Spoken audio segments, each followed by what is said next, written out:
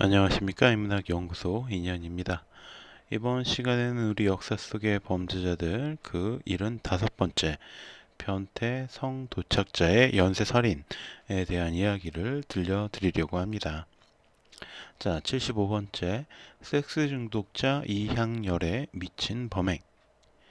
범죄자는 항상 우리의 예상과는 다른 행동을 일삼고 있습니다. 특히 우리가 흔하게 이야기하는 인간의 도리 혹은 인간성 같은 것을 전혀 찾아볼 수가 없는데, 오늘 이야기할 이향열 역시 이 부분에서는 누구에게도 지지 않을 정도의 쓰레기 범죄자라고 이야기할 수 있습니다. 2009년 5월 14일 경찰로 걸려온 한 통의 전화는 이후에 일어날 엄청난 파장을 짐작할 수가 없었습니다. 그 전화는 한 젊은 여성이 아빠가 날 죽일지도 모른다 라는 내용이었고요. 이에 경찰은 현장에 출동해서 추가적인 범죄를 막고 신고한 여성의 아버지이자 인면수심의 범죄자 이향렬을 검거하는 데 성공합니다. 1. 어린 시절부터 시작된 섹스 중독. 1966년에 태어난 이향렬은 재혼한 부모 사이에서 태어났는데요. 이부 형제와 이복 형제가 모두 있는 복잡한 집안이었다고 합니다. 그러니까 아버지, 다른 아버지의 자식들, 다른 어머니의 자식들이 다 있었다는 거예요. 게다가 집안 역시 가난해서 초등학교만 겨우 졸업한 뒤로는 서울 구로구의 한 가발 공장에 들어가서 일을 시작했다고 합니다. 당시 16살밖에 되지 않았던 이학년이었지만 그는 그때부터 성적인 것에 집착이 심했고, 틈만 나면 친구와 나이트클럽에 놀러 가서 여성들을 꼬셔서 1년 동안 50명이 넘는 여성들과 관계를 가졌다라고 밝히기도 했습니다. 그러다가 1984년 18살 때 김 씨를 처음 만났고, 의외로 이번에는 김 씨와 동거까지 하면서 만남을 쭉 이어갔습니다. 그러나 벌이가 시원치 않아서였는지 다음 해인 1985년 7월에 절도 범죄를 저지르다가 징역 1년에 집행유예 3년을 선고받기도 합니다. 그러다 김 씨가 2년 만에 임신을 하게 되었고요. 임신 8개월에 접어든 1987년 1월 27일 섹스에 굶주렸던 이향열은 저녁 시간 어둑해진 논두렁을 걷고 있던 같은 동네의 16살 학생을 과도로 위협해서 강간합니다. 이 사건으로 인해서 이전에 받았던 집행유예가 취소되었고 2년 6개월형을 선고받아 옥살이를 시작하게 됐습니다. 이렇게 이학렬이 옥살이를 시작하자 김 씨는 친정으로 돌아갈 수밖에 없었고 친정에서 딸을 낳게 됩니다. 그녀의 친정 식구들은 이학렬을 잊고 새 출발하기를 권했고요. 그렇게 만나게 된 윤 씨는 이학렬의 딸도 자신의 호적에 올려주겠다라는 호의를 베풉니다. 그리고 그렇게 두 사람은 정식으로 결혼해서 생활을 시작합니다. 그리고 어처구니 없게도 이학렬은 1990년 9월 20일까지의 수용기간을 앞당겨서 1989년 12월 23일에 가석방이 되어 사회로 돌아오게 됩니다. 절도죄에 이어서 미성년자 강간까지 했던 이 범죄자가 겨우 2년 만에 풀려난 거죠. 사법부의 이 같은 호의는 결국 그 대가를 치르게 되는데, 출소한 지 1년도 되지 않은 1991년 6월 1일 이학렬은 같은 마을 주민 한 명이 자신을 무시했다라는 이유만으로 그 주민의 딸인 15살짜리 여중생을 석궁으로 위협해서 감금하고 3차례나 성폭행, 강간을 했습니다. 그래놓고도 또 그 아버지에게 200만 원을 달라는 협박까지 했어요. 이 사건으로 인해서 이학렬은 결국 15년형을 선고받고 다시 감옥에 갇히는 신세가 되는데, 진짜 어처구니 없는 것은 이번에도 형기 만료를 7개월이나 앞두었던 2005년 10월 28일 날 가석방이 되었다는 거예요.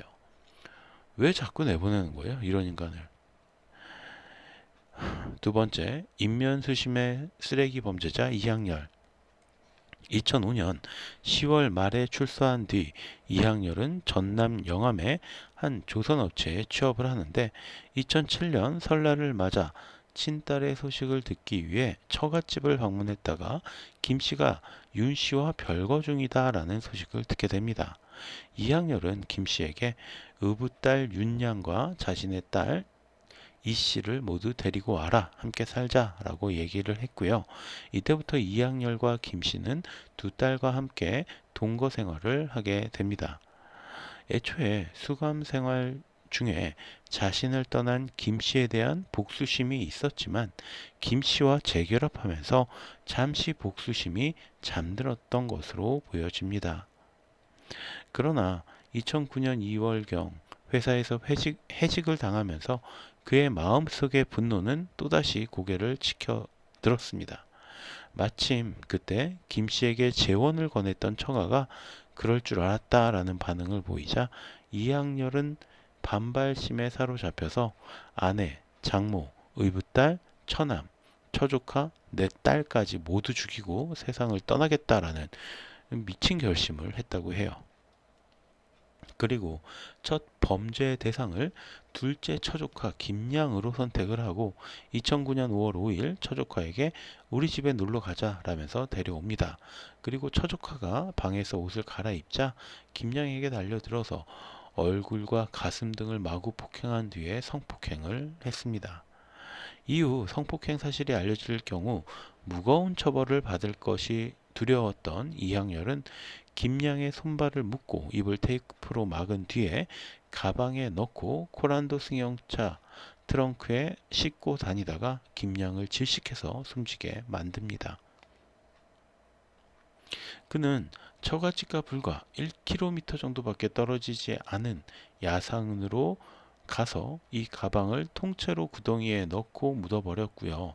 증거를 인멸하기 위해 처갓집에서 가방과 운동화를 가지고 나와서 3호 터미널 부근 도로변의 쓰레기 더미에 버립니다. 그러니까 김양의 가방과 운동화를 가지고 왔다는 거예요. 마치 김양이 스스로 가출한 것처럼 꾸몄던 거죠.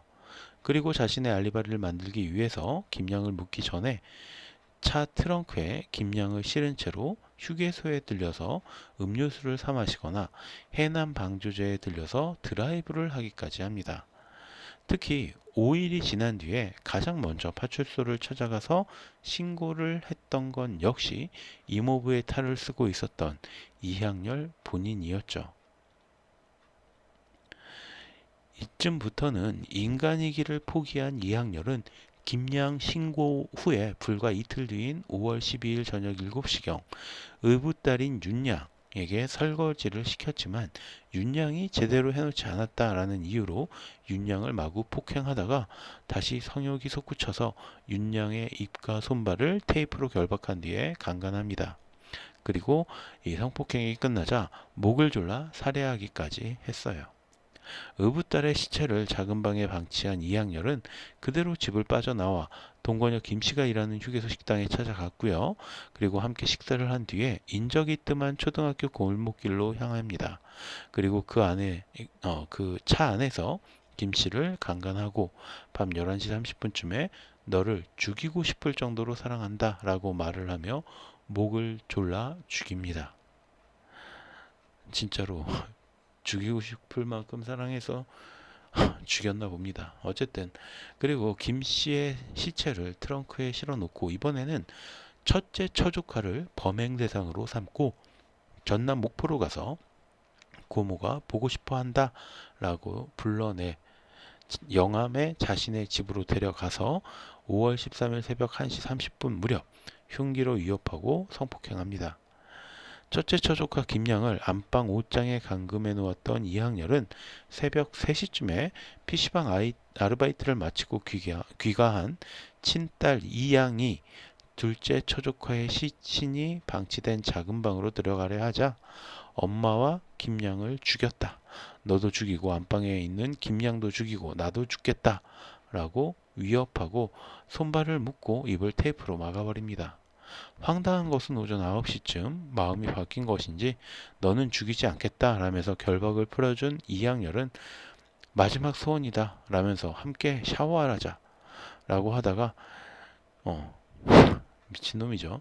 이 딸이 자신의 눈앞에서 속옷을 여러 차례 갈아입게 하고 이 장면을 디지털 카메라로 찍기까지 했습니다. 그리고 결국 지 친딸까지 강간하고야 맙니다. 이 미친 인간은 이후 재판에서 내 딸을 성폭할 생각은 없었지만 내가 모두 성폭행하고 죽였는데 내 딸만 놔둘 경우에 다른 사람들로부터 부당한 대우를 받을까 걱정이 됐다라는 희대의 개소리를 시전합니다. 5월 14일 정오경 이양열은 담배를 사기 위해 집 밖으로 잠시 나왔고 그 사이 친딸 이양은 문을 걸어 잠그고 경찰에 신고합니다. 그리고 담배를 사와 집 앞을 서성이던 이양열은 경찰에 의해서 현장에서 체포됩니다. 그리고 옷장에 11시간 동안이나 감금되었던 첫째 처조카는 살아났습니다. 재판에 회부된 이양열은 자신의 범행에 대해서 전혀 반성하지 않았고 사형을 선고해달라고 요구합니다. 특히나 첫 살인의 희생자인 둘째 처조카 김양에 대해서는 김양이 자신을 유혹해서 성관계를 가진 적이 있고 그로 인하여 행복한 가족관계가 파괴된 것에 대한 악감정을 갖고 있었고 이 사건 당시에도 자신을 유혹했으므로 음탕한 피해자를 벌한다라는 마음으로 살해까지 하게 되었다라는 정말 개소리 중에 또 한 번의 개소리를 늘어놓았습니다. 결국 이양열은 2009년 10월 15일 광주지방법원 목포지원에서 사형을 판결받았고요. 이어진 항소심에서도 사형을 선고받았으며 2010년 3월 25일 최종적으로 사형이 확정되었지만 여전히 감옥에서 잘 살고 있습니다. 대체 이런 쓰레기 변태 성욕 살인마가 먹고 자고 살아가는데 왜 내가 내는 세금이 쓰이고 있는 것인지 저는 도무지 이해할 수가 없습니다. 자, 오늘 이야기는 여기서 마치도록 하고요. 저는 다음 시간에 또 다른 이야기로 찾아뵙도록 하겠습니다. 오늘 제가 들려드린 이야기가 여러분의 흥미와 호기심을 조금이라도 만족시켜 드렸다면 구독과 좋아요도 부탁드리겠습니다. 감사합니다.